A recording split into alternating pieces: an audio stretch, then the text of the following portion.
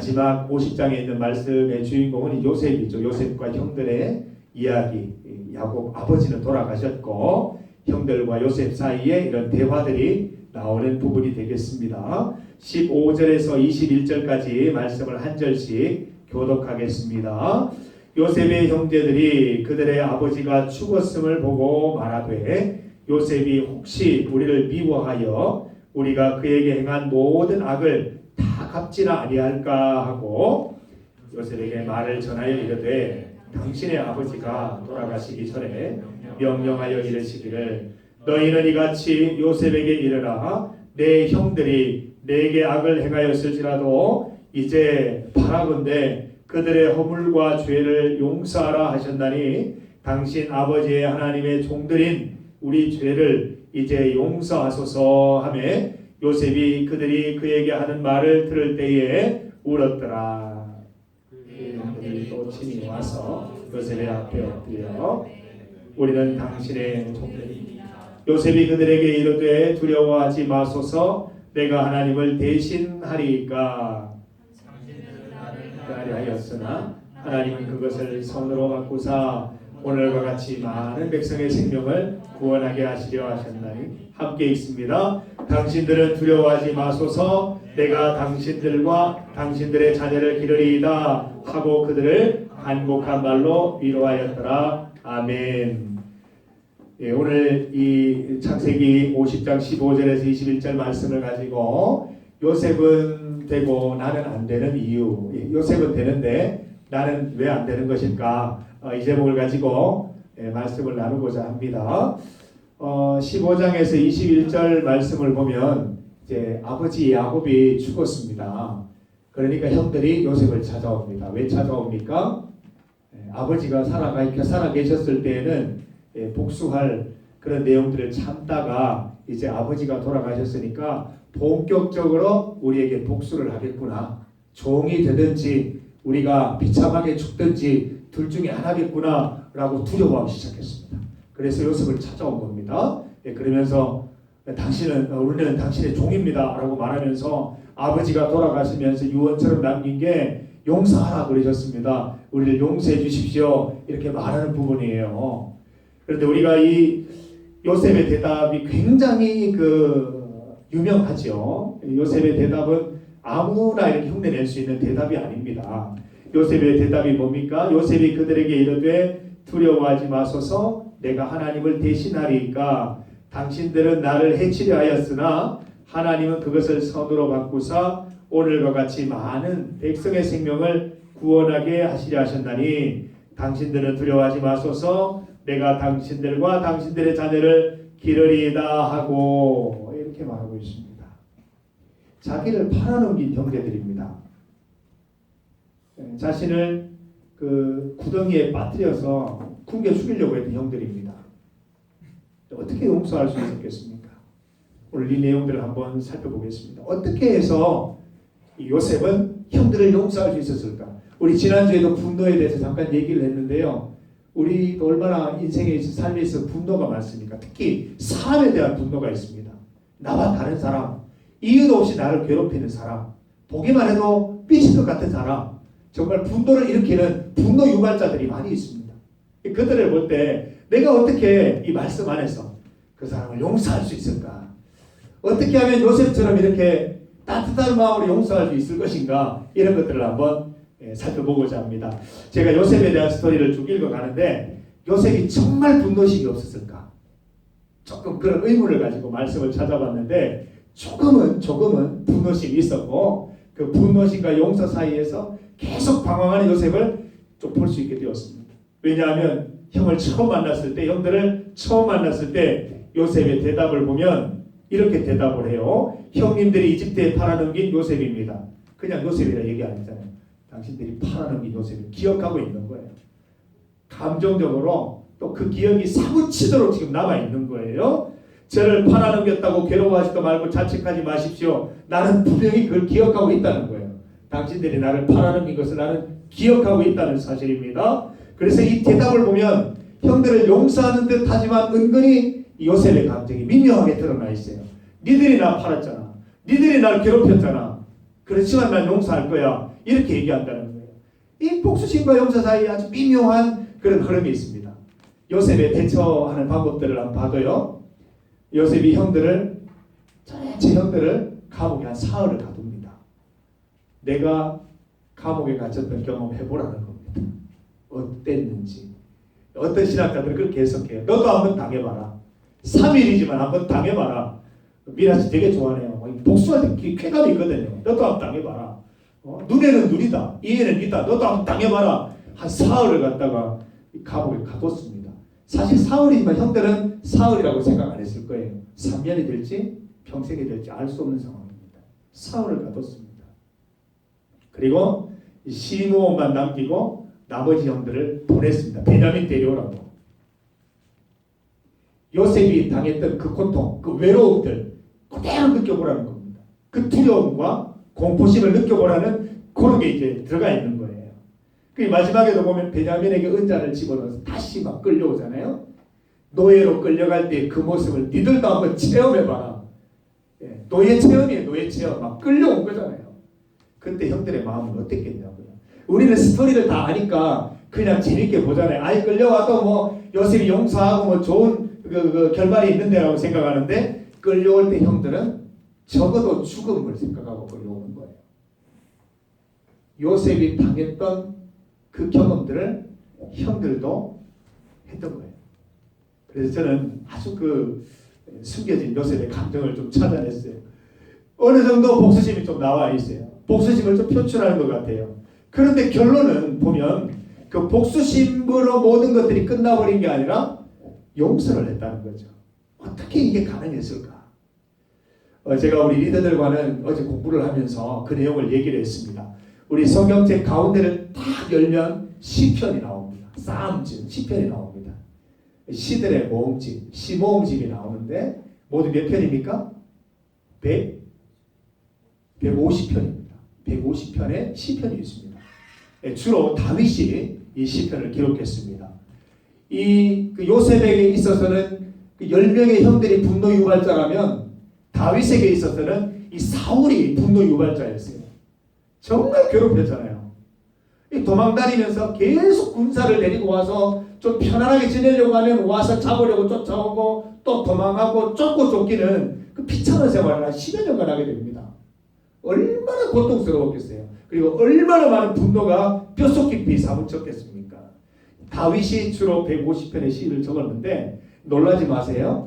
150편 가운데 4분의 1 정도가 어떻게 되죠? 4분의 1 하면 한 40편 가까이 나옵니까? 39편. 150편 중에 무려 39편. 4분의 1 정도가 복수기도입니다. 복수기도. 복수기도라는 거 들어봤어요? 오늘 여러분 좀 하시기 바랍니다. 왜냐하면 우리가 이 복수심을 내 마음속에만 갖고 있고 내가 갚으려고 하면 터져버려요. 터져버려. 쟤도 안 되지만 나도 안 돼요. 복수는 안 돼요. 그렇지만 하나님께서 허용해 주신 아주 그 기만한 방법이 있는데 복수기도는 적극적으로 드리라는 거예요. 이 복수기도가 뭔지 압니까? 하나님 그 자식 그 가다 코 깨지게 해주세요. 하나님 그 자식 잘못한 것 같은데 하나님의 방법으로 그 자식 좀 이렇게 처벌 좀 해주세요. 좀 이렇게 벌을 좀 내려주세요. 좀 정신 바짝 차리게 좀 해주세요. 멸망하게 해주세요. 망하게 해주세요. 이런 류의 기도가 복수기도입니다. 복수기도가 중요한 이유는 복수기도는 하나님께 맡기는 행위라는 겁니다. 내가 직접 뭐 이렇게 주먹을 쥐고 가서 한번 때리는 게 아니고 하나님 걔가 잘못했다면 하나님께서 좀 보복해 주시고 복수해 주십시오. 저는 그 친구를 용서하기 위해서 힘쓰겠습니다. 이게 복수기도예요. 복수기도. 감정은 풀어야 될 거 아니에요. 우리 답답한 거 풀려야 될 거 아니에요. 그래서 하나님은 복수기도를 허용하셨어요. 다윗 보면은요 복수기도 막 찬란하게 합니다. 저들을 멸망시키시고 완전히 저 원수들을 뭐 넘어뜨리시고 완전히 뭐 자사손손 하나님 처벌하시고 정말 뭐 신랄하게 요즘 말로 하면 정말 온갖 이 망언들로 이 적을 향해서 이 저주하는 기도들을 막 드렸습니다. 그런데 다윗을 보면 결국은 사울이 죽을 때까지 사울을 먼저 공격하거나 복수하는 일을 하지 않고 끝까지 하나님의 때까지 참아냈다는 것입니다. 다윗이 잘 참아낼 수 있었던 것은 복수기도 때문에 가능했다는 거예요. 여러분 복수기도 드리세요. 미워하는 사람이 있으면 복수기도는 돼요. 하나님께 너무 억울합니다.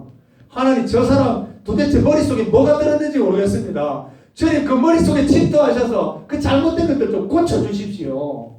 그래도 깨닫지 못하면 길 가다가 그냥 넘어져가 코가 깨져서 병원에 입원하겠는데 해주십시오. 이 복수기도예요. 복수기도.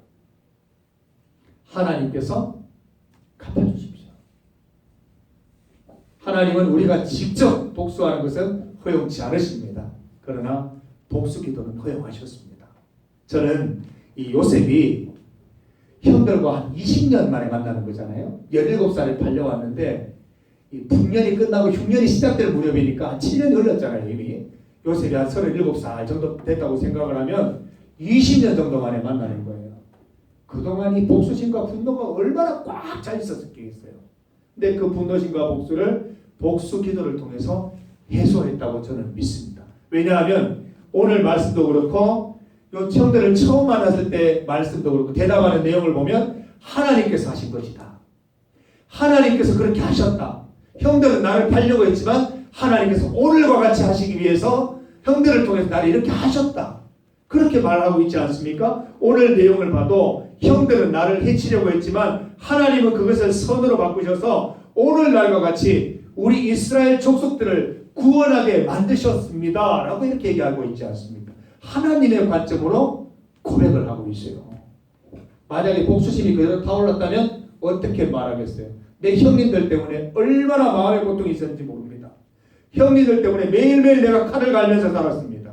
내가 형님들 만나기를 고대했습니다. 오늘이 바로 그날입니다. 당신들은 오늘이 마지막 날입니다. 이렇게 말하지 않겠습니까? 그런데 요셉은 끊임없이 하나님을 향해서 복수기도를 드린 거예요. 하나님 형들이 믿습니다.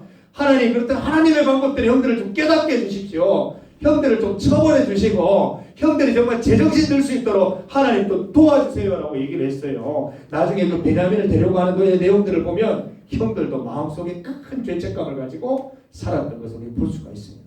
그러면서 많은 회개가 있었고 깨달음들이 있었고 무엇보다 가장 큰 복수는 뭐예요? 요셉은 총리가 되고 형들은 그냥 그런 인생이었어요. 잘 돼버렸잖아요. 잘 돼도 너무 잘 돼버렸잖아요. 그 자체가 복수고 형들은 요셉 앞에서 항상 부들부들 떨 수밖에 없는 죽을 때까지 벌벌 떨면서 지낼 수밖에 없는 그런 형편에 처하게 됐어요. 이것보다 더 좋은 복수는 사실 없는 거예요. 하나님이 보기 좋게 복수를 해주신 그런 내용입니다.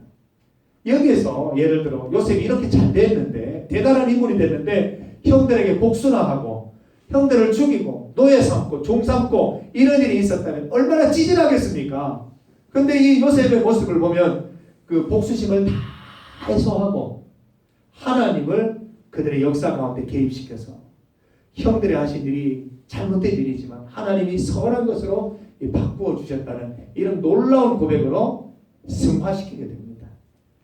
사랑하는 우리 청년 여러분, 우리에게 복수하고 싶은 사람들이 참 많습니다. 여러분 손가락에 이렇게 꼽을 수 있잖아요.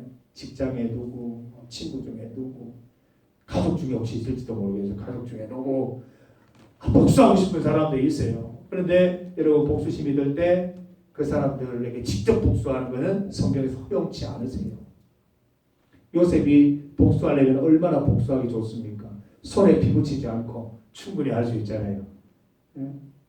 부하, 유능한 부하 한 명 불러서 조용히 얘기하면 다 처리할 수 있는 거잖아요. 하지 않잖아요. 할 수 있는데 안 하잖아요. 왜 그렇습니까? 하나님은 직접적인 복수를 허용하지 않으셨기 때문에 그렇게 하지 않은 겁니다.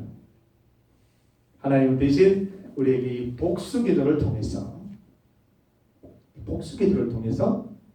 하나님의 방법대로 처벌해 주시기를 기원할 수 있습니다. 그리고 남은 감정으로 복수심을 제외한 남은 감정으로 하나님의 역사를 이루어가고 또 하나님의 역사가 다 이루어졌을 때는 상대방을 용서하는 경지까지 올라갈 수 있다는 것입니다. 여러분 복수심은 부정적인 감정이기 때문에 이걸 가지고는 하나님의 일을 이룰 수가 없습니다. 해결하지 않으면 안 되는 거예요. 해결하는 방법을 하나님은 알려주셨고 요셉도 그 방법을 사용했습니다. 여러분 하나님께서 복수해 주시기를 기도하면서 여러분 나머지 감정을 가지고 하나님께서 이 정말 험악한 환경까지도 사용하셔서 나를 선하게 하시고 하나님의 뜻을 이루어 가시는 그 과정을 기대하면서 날마다 걸어갈 수 있어야 되는 것입니다.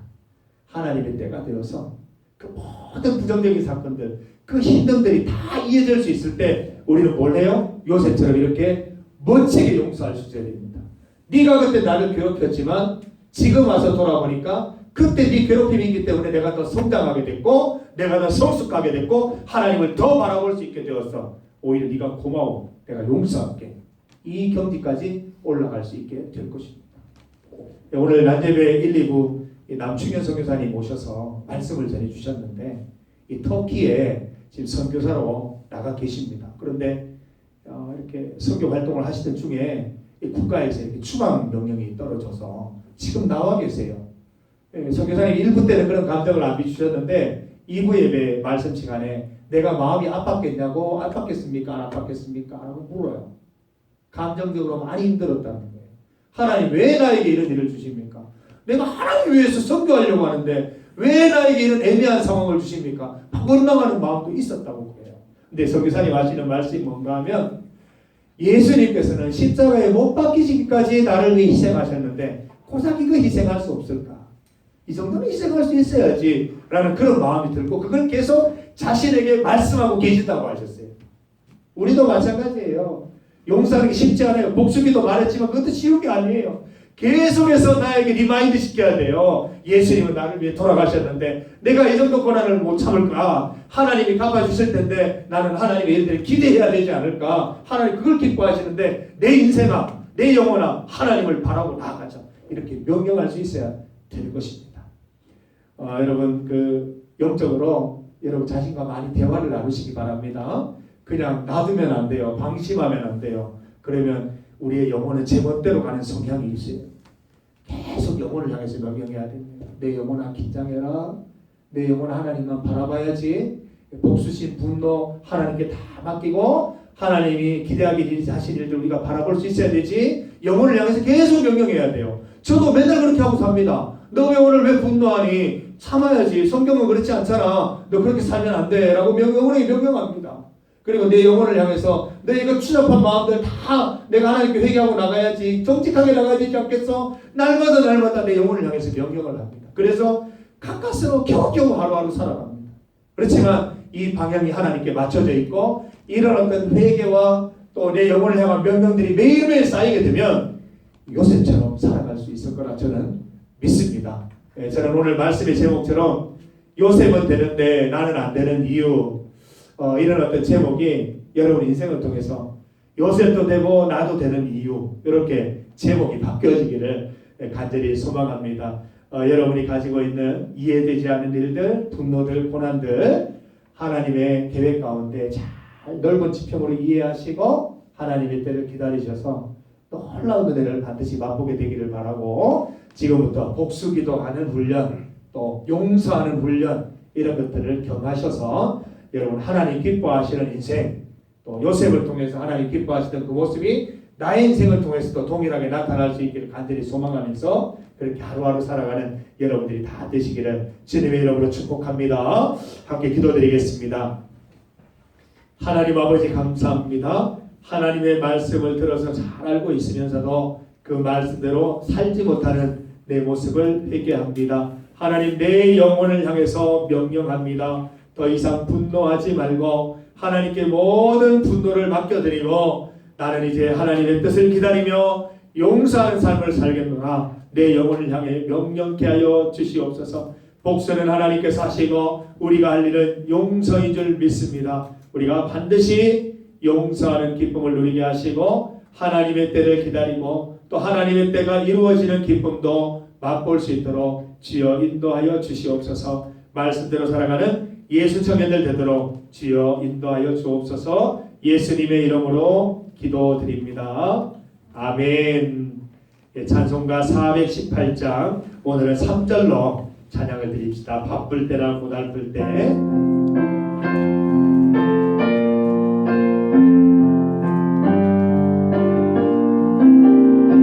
3절입니다. 바쁠 때나 고달플 때 도우시는 능력의 주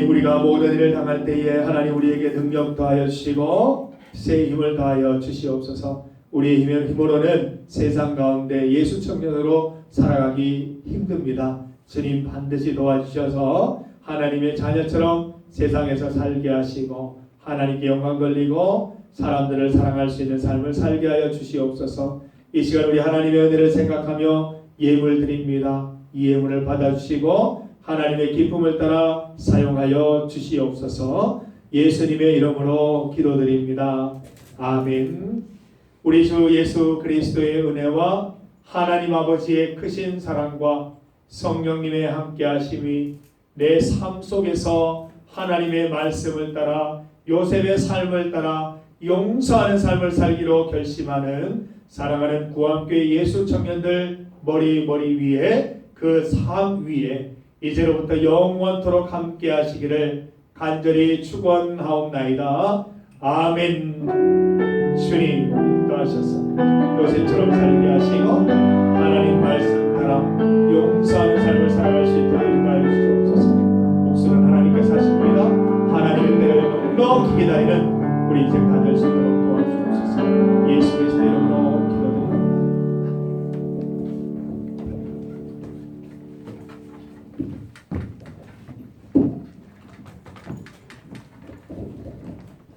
네, 오늘 예배 오신 여러분을 사랑하고 축복합니다. 네, 옆 사람 바라보시면서 사랑하고 축복합니다. 네, 사랑하고 축복합니다. 네, 예배 시간은 1시입니다. 1시 전에 10분 전에 꼭 와주셔서 기도로 예배를 준비하고 함께 예배 드리면 좋겠습니다. 네, 그리고 10월 예배위원은 계속해서 진식조에서 맡아주시면 감사하겠습니다. 네, 그리고 토요 기도회가 아동부실에서 매주 토요일날 5시에 있어요. 큐티랑 같이 기도회 하니까 많이 참여해 주셔서 함께 신앙이 성숙되는 그런 시간 되었으면 좋겠습니다.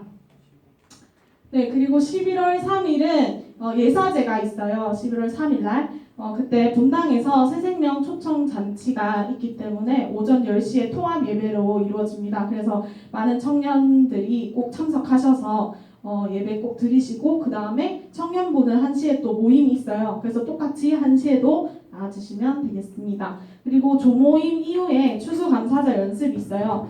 그래서 조모임 시간은 2시 50분까지 그래서 위로 올라와 주시면 우리 추수감사절 연습하고 11월 17일이 추수감사절이에요. 그래서 거기 전까지 4번 있더라고요. 그래서 연습 꼭 함께 하셔서 네, 같이 나갔으면 좋겠습니다. 네, 모임하시면 되겠습니다. 감사합니다. 수고했습니다.